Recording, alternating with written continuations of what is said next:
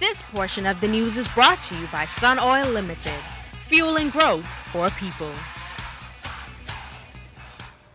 The decision by the Bahamas Electricity Corporation to cut sick pay benefits for employees who receive the same benefit from national insurance has apparently not done much for morale at the state-run corporation. In fact, as Kendino Knowles explains, the union representing BEC's line staff is hoping for the removal of BEC's chairman, whom the union claims is not operating as he should. All employees are very upset. You're paying national insurance, which is a separate thing from BEC, and you get a benefit based on what you paid into national insurance. And this is how Bahamas Electrical Workers Union Chief Steward Carl Kemp is trying to justify his members receiving sick pay benefits from both BEC and the National Insurance Board. It's something the union is fighting to keep after BEC Chairman Leslie Miller accused workers of double dipping and announced that the corporation would no longer be paying sick benefits to employees who claimed from national insurance. The chairman continues to make decisions, notwithstanding meeting with the union. It's for this reason, Mr. Kemp says, the union finds it hard to support any of the recent decisions made by the chairman. The laws of the land allow for individuals, allow for unions, allow for employees to negotiate better benefits than what the law allows, what the law gives. And that is what we have done. And BEWU President Stefano Green sees no reason why his members should not benefit from what was negotiated for them. But Mr. Miller isn't seeing it that way. We are saying to them that because of the fact that we are hemorrhaging with this loss, substantial loss of $22.5 million, we got to cut back in every area that we can. That $22 million loss was recorded for the last fiscal year, leaving the corporation in a rocky financial state. Listen, we have a country right now teetering almost bankruptcy with our loans that we can't afford.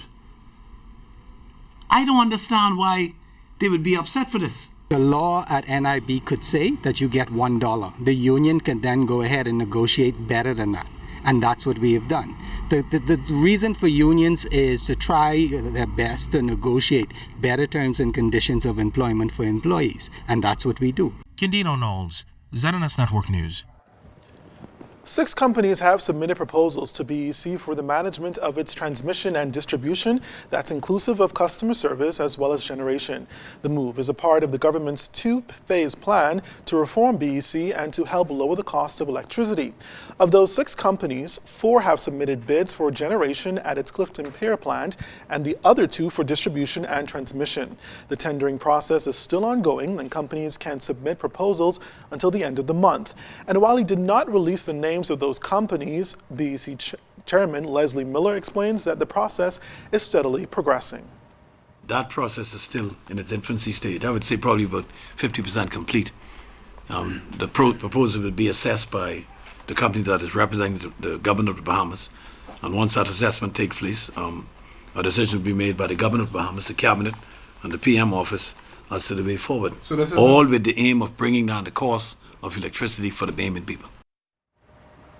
And if you're looking to purchase something authentically Bahamian at the Bahama Arts Festival, then you may be out of luck, as organizers say they're not hosting the festival next month because of a lack of funding. President of the New Providence Handicraft Association, Melanie Thompson, says this postponement will affect hundreds of artisans in the Family Islands. Unfortunately, they're not hosting the Bahama Arts Festival, which is really not good in the eyes of the artisans, especially those coming from the outer islands. This was something that they look forward to yearly, and they use this as an opportunity to make money for the Christmas. And even artisans themselves look forward to going to Bahama Arts Festival, where the out island artisans would bring those shells and little different products that we need to buy, to make the products. And so we're challenged this year in that's not happening. Well, that's a look at this portion of news, but stay with us. Sports is up next.